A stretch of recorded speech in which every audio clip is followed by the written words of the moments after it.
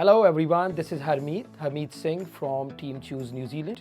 We offer various immigration and education services to international students. And today we have Ellen Quitz here with us, who are going to talk about many common confusions, common myths among international students.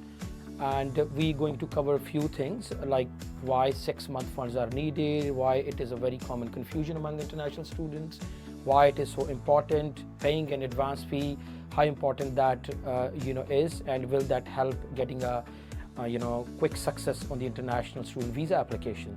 So I know there are many confusions among international students, and today we're going to cover a few of them.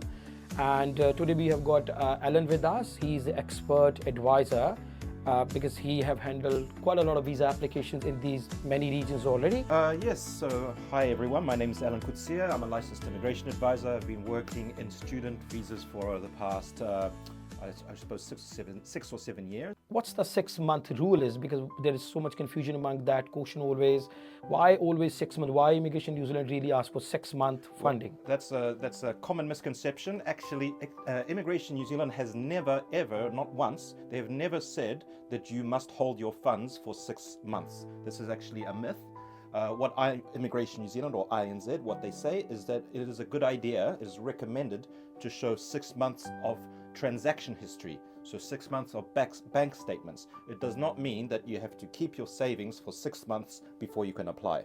You can have received your funds, for example, 1 week ago, and if the circumstances are right, 1 week old funds can lead to the visa being approved under the right circumstances. So the next question we have got is, why do so many people think the money must be 6 month old? Immigration New Zealand has mentioned kind of, shall we call a 6-month rule, but it's been misread. What they say is 6 months transaction history. So 6 months bank statements, which could be showing your income coming into the bank account, for example. It would not mean, for example, that you receive cash in your bank account, wait 6 months, and then the cash becomes acceptable. That's not how it works. There is actually 3 main elements to cover, but I'm sure we'll talk about that later. Why people always come to, I'm sure you would have been receiving these kind of inquiries always, sir, can I please wait for 6 months and then apply my visa? You pretty much already answered this question, I can see, but people believe that they, even after keeping money for 6 months in the bank, they still get visa declined. Yes. So what is your comment on that? What I said before is true, that sometimes 1 week old funds you can be approved. On the other hand, sometimes 6-month old funds you can be declined, which shows that actually there is no such thing as a 6-month rule. What really matters is the source of the funds, where the money came from, as well as the, shall we say, the variety, the diversity of your funds. There's a lot of elements involved. It's hard to sum up in 1 or 2 sentences, but the important point is that it is not black and white, that your funds are acceptable after 6 months. That's not how it works. So basically you trying to say, hey, if even this money is not 6 months old, it doesn't mean that the visa will get declined. Yes, that's right. So again, it's case by case, but if you have funds with only, for example, 1 week or 1 month history, it will be very, very important for you to show that it comes from a genuine source. So Alan, I think the next question would be in a bit more detail. Why does Immigration New Zealand really look into the proofs of funds? Source, availability, or length of time funds are held? Why are they always after this particular mindset? That's the 3 elements. So number 1, the first element is the length of time the funds are held. So as I said, there's no such thing as a 6-month rule. However, the length of time is something that they will consider. So for example, 1-year-old funds, 2-year-old funds, or 1-week-old funds, this does have an impact. But much more important than the length of time is the source of the funds. And then, of course, the availability of the funds, that's the 3rd element. But I believe that the source is probably the most common reason for why a visa might be approved or declined based on funds. It depends on the source of the funds. So according to you, the source is plays a vital role here. If the source is not available, that can be a big question mark. Yes, I'm not saying that you must always give evidence of the source. So for example, if your funds are 1 year old or 2 years old, you would not need to show the source when funds are this historical.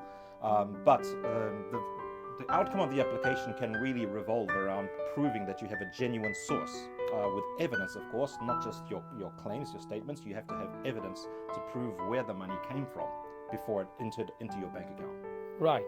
See, Alan, I deal with a lot of South Asian students coming back from India myself. I can see a lot of parents do ask this question. So if anybody comes to you and say, I have got 5-year-old fixed deposit in Indian bank, my father got this money having into the bank from last 5 years, but actually there's no source available before 5 years how the money came into his account.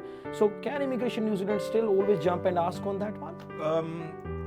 In theory, they could. But to be honest, if I had a student with 5-year, I don't think that Immigration New Zealand would expect evidence of the source of funds because the length of time is so long. So yeah, I'm not saying that you must always give evidence of the source of funds. That's not the point. Yeah. However, if your funds are very recent, like 1 week old or 1 month old, the source is going to decide whether your application is approved or declined. Yeah, to sum up, you can say that it's completely up to the immigration officer to ask or not ask on your source of funds, depending on your given funds, depending on their length, right?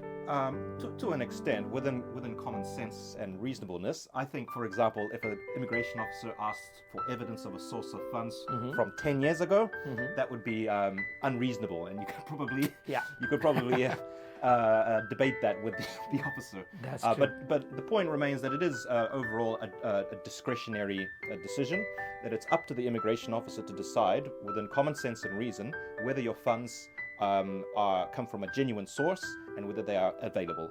And when deciding that, they can consider the length of time that funds have been held. But the length of time is not the only element. You can prove it through evidence of the source if you need to. Right.